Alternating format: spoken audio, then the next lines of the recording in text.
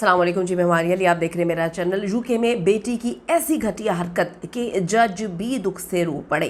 पंजाब से यूके जाने वाली मां पर बेटी का खौफनाक किस्म का इल्ज़ाम, जिसे सुन के यूके में रहने वाले लोग इसको रिलेट कर सकते हैं कि वालिदैन के साथ यूके में कुछ बच्चे कैसा घटिया सलूक करते हैं। बेटी या फिर दुश्मन अपनी ही सगी माँ पर झूठा केस दायर कर दिया।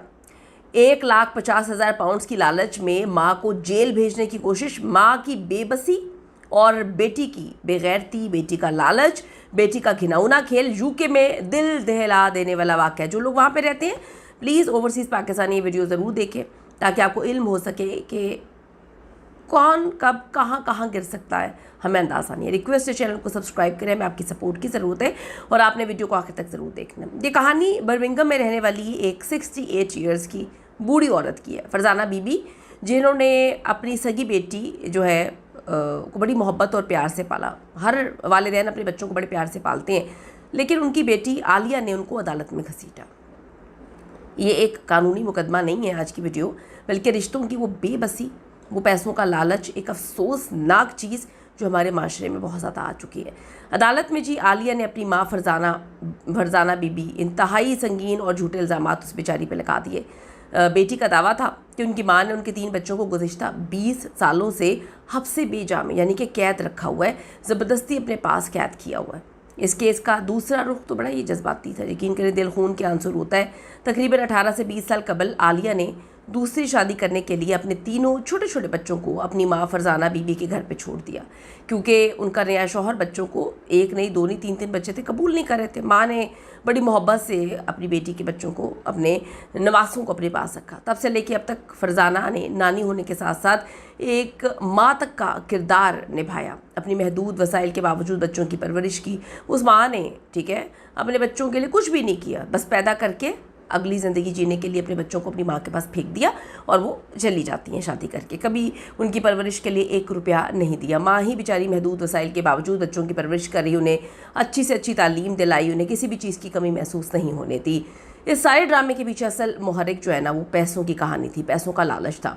हाल ही में फरजाना बीबी के बेटे यानी कि आलिया के जो भाई है, उनका इंतकाल होता है, जिन्होंने अपनी तमाम तर जमा पूंजी, अपनी इंश्योरेंस का एक बहुत बड़ा हिस्सा अपने इन 3 भांजियों के नाम कर दिया। जब आलिया को ये मालूम हुआ कि हाय मेरे तो बच्चे बड़े अमीर हो गए हैं एकदम से, जिनको मैं मुंह नहीं लगाती थी, जिनको मैंने उठा के फेंका हुआ था, और तकरीबन 45,000 पाउंड आने वाले हैं, तो उसने अचानक उन बच्चों पर जिनको वो फेंक कर दूसरी शादी कर चुकी थी और कभी 1 रुपया मुड़कर ना उनको दिया, ना उनके पास प्यार से वक्त गुजारती थी, एकदम से हक जताना शुरू कर दिया और उन्हें वापस मांगने लगी।